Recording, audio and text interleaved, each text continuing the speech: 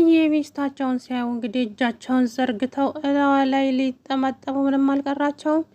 ግን እንደዚህ ሆና በማየታቸው በጣም ደንግጠዋል። አባዬ እንግዲህ እንደምታዩት በጭቃ ተለውሶ ገጠር ድረስ ሄዶ እንግዲህ በሩን ከፍቶ ሲያይ ማመን አቃተው ያየውን ነገር ማለት ነው። በፍጹም እንደዚህ ሆና አገኛታለሁ ብሎ አላሰበም። እሷም አባዬን ስታይ እንግዲህ ፈገግ አለች ማለት ነው። ትሁትና አባባን ስታይ ግን ማናችሁ ምንድናችሁ እያለች ነበረ። ታዲያ አባባ እነኚህ ሰዎች አንቺን ሲፈልጉ የኖሩ ሰዎች ናቸው፣ ከቻልሽ አናግሪያቸው እባክሽ። አውቃለሁ ማስታወስ እንደማትች ግን ደግሞ በተቻለሽ አቅም አውሪያቸው ብሎ ጥሏቸው ሄደ ማለት ነው። ከዛም አባዬ እንግዲህ ትሁቴ ሚስትህ አለች ብላ በቪዲዮ ኮል ደውላ አሳየችው ማለት ነው። አላምን ብሎ እንግዲህ እየሮጠ መጣ። ካዲያ ሲጠብቃት የነበረችው ሚስቱና አሁን ያለችዋ የተለያዩ ሆኑበት። 12 ዓመት ሙሉ እንግዲህ በስቃይ የኖረች ሴት ናት።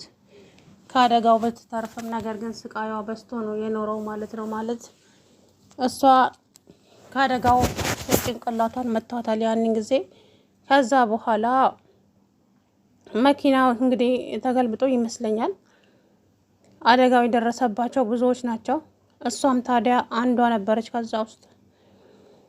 ከዛ በኋላ የማስታወስ እድሏ በጣም ጠባብ ነበረ። ብቻ ብዙ ነገር ያ ሁሉ ነገር እንግዲህ ስቃይና መከራውን አሳልፋ እዚህ ደርሳለች ማለት ነው። ከዛም ዛሬ እንግዲህ ትናንት እንዳያችኋት ትሁቴ መሄድ አለብኝ አባዬ፣ ይሄ የመጨረሻዬ ነው፣ ደግሜ እንኳ አልጠይቅህም፣ አሁን ግን መሄድ አለብኝ ጊዜ የለኝም ብላ ትሁት ጨክና ሄደች ማለት ነው። ከዛ በኋላ እንግዲህ ስትሄድም ብቻዋን አልነበረም ከተመስገን ጋር ነው የሄደችው። ግን ያየችውን ነገር ማመን አቃታት ፈጽሞ። እንደዚህ ይሆናል ብዬ አስቤ አላውቅም ነበረ። እንኳንም አገኘሁ። እንደዚሁም ከነ ህይወት መኖሩ ለኔ ትልቅ ነገር ነው አባዬ።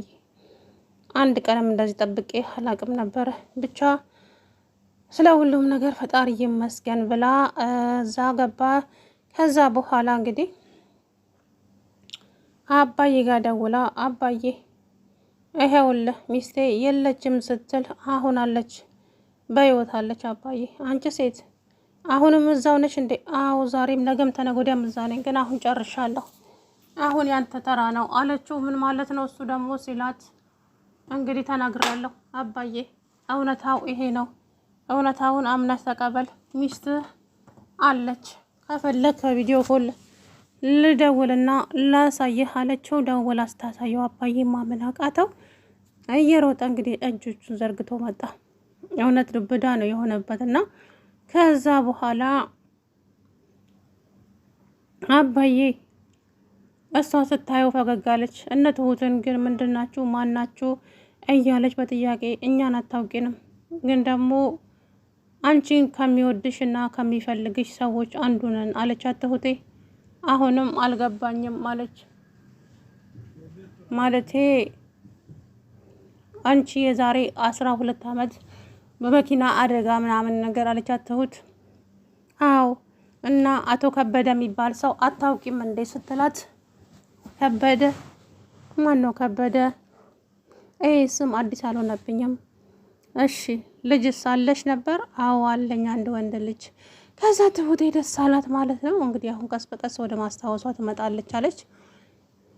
ከዛ አባዬ ሚስት በህይወት አለች፣ እኛን ግን ማስታወስም ሆነ ምንም ማድረግ ስለማንችል አንተን ስታይ ሁሉንም ነገር ልታስታውስ ትችላለች። ስለዚህ እባክህ አባዬ ና አለችው።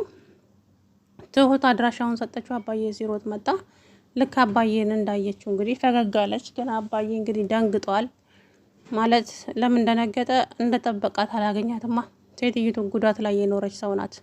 በጣም ተጎድታ ተበሳቅላ ብዙ ነገሮቿን አታ ማስታወስ ብቻ ብዙ ነገሯን ማለት ነውና አባዬ እንግዲህ ስቅስቅ ብሎ አለቀሰ።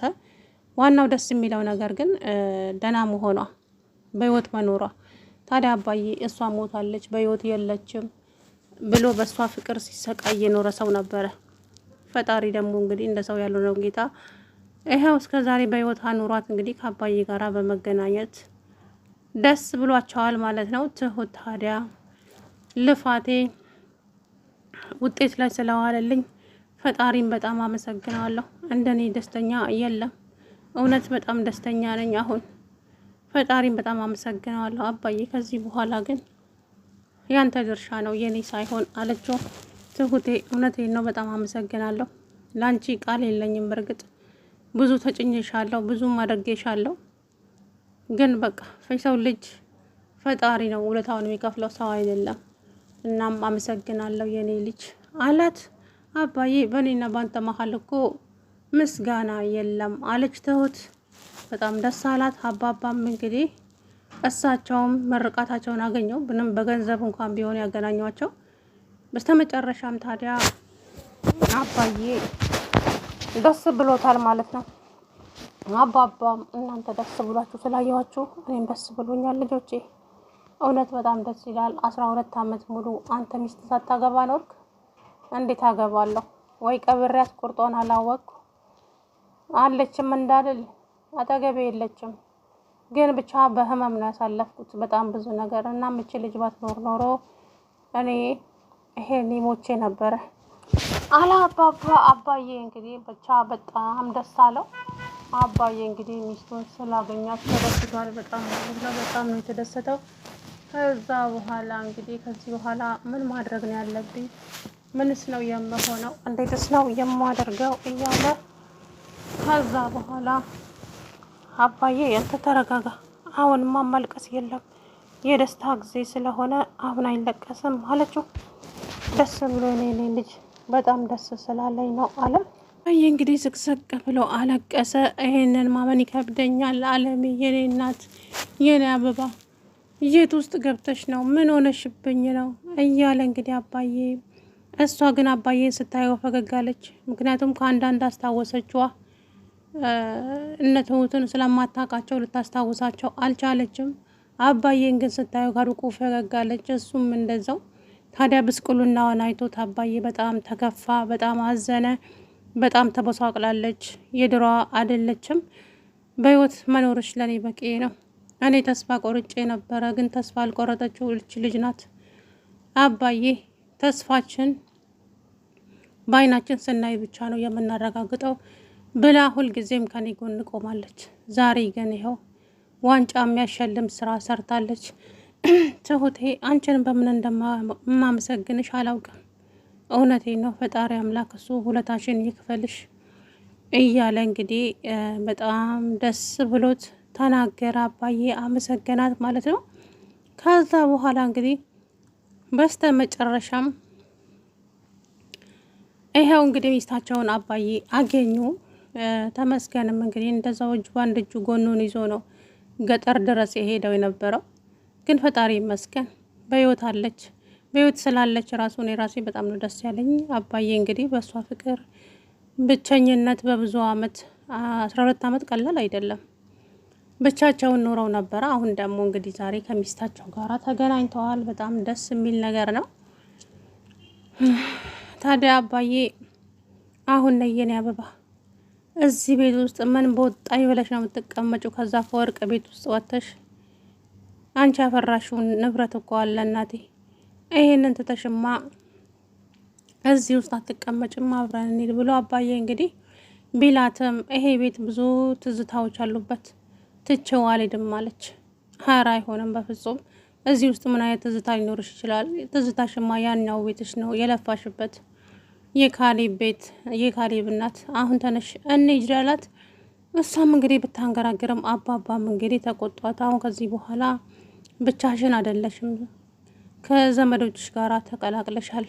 ለዚህም ደግሞ ፈጣሪሽን አመስግነሽ ከእነሱ ጋራ መሄድ አለብሽ አሏት አባባ። በጣም ተደሰተች፣ ደስ ብሏታል። ያው እንደ አዲስ ነው ከእነሱ ጋራ የምትላመደው ማለት ነው። በተለይ ከአባዬ ጋራ እንግዲህ 12 አመት ሙሉ ቀላል አይደለም። ያች አለም የምትባለዋም እንግዲህ ከመጣች ነገሮችን ታበለሻሸዋለች። አሁን እሷ ሳትመጣ ነው ሴትዮዋን ይዞ ከዛ ጋር መሄድ ያለባቸው እንጂ እሷ እዛ ካለች አሁንም ነገሩን ይበላሻል ማለት ነው። ምክንያቱም አለሜ ማለት እንግዲህ አባባ እንዳይናገሩ 10,000 ብር ከፍላቸዋለች። ስለዚህ አሁን የሚሆነው እኔ የፈራሁት ነገር ከዛ ይዘዋት እንዳይሄዱ የሆነ ነገር እንዳታስደርግ ብዬ ፈራው። አለሜ እናቴ ቀላል ሰው አይደለችም። ምክንያቱም ያው አባባ ሚስታቸውን እንዲያገኙ ስለማትፈልግ ታፈቅረዋለች ይሁን ጥላቻ ይሁን በቀል ይሁን ምንም ሊገባኝ አልቻለም፣ የአለሜ ነገር ማለት ነው። እና ታዲያ አባዬ አሁን ላይ ነቅተዋል። በነገራችን ላይ ሁሉም ራስ ወዳድ ነው፣ ጥቅም ነው የሚፈልገው። ሁሉም ሰው አገግሞ ሲነሳ የመጣበትን ይረሳል። ምን ማለት ነው? ስለ እናቴ ነው እንደምታወራው አለው ናቲ። አይ ስለ እናት ምን ነው ዘለ እናት ጋር ሄድክ? እሷ ብቻ ነች እንዴ? አዎ እሷ ናት ተጎድታ እዚህ ቤት የመጣችው። አመሰግናለሁ ሳትልህ እንኳን ሄደች አይደለ? በሷ ስም ግን እኔ አመሰግንሃለሁ። ኧረ አይገባም አታስባለው። አባዬ እናቴን ተቀይመሃታል እንዴ? ለምን ብዬ እኔ እንጃ፣ አነጋገርህ ሁሉ ልክ አይደለም አባዬ። አይ እሷን ጠይቃት አባዬ። በእርግጥ ብዙ ነገር ሆነሃል ለእናቴ፣ ግን ደግሞ በዚህ ደረጃ ስለ እናቴ መናገር ጥሩ አይደለም። ናቲ ምን አርኩ? እኔ ስለ እናት ክፉ ነገር አውርቻለሁ እንዴ? አላወራውም እኮ ነው። ወይስ በግድ እንዳወራ እየገፋፋኝ ነው? ኧረ አይደለም። እና ታዲያ በቃ ትቼዋለሁ አባዬ፣ ብትሆነው የሚሻልህ። አጉል ንግግር ወይ ንግግር አትችል። እኔም ደግሞ ክፉ ነገር ተናግሬ ስለማስቀይምህ ብንተወው ይሻላል አላባዬ። ከዛ እሱም ዝም አለ። ሰላም ውድና የተከበራችሁ የተስፋ ቻናል ቤተሰቦች እንዴት ናችሁ? አላ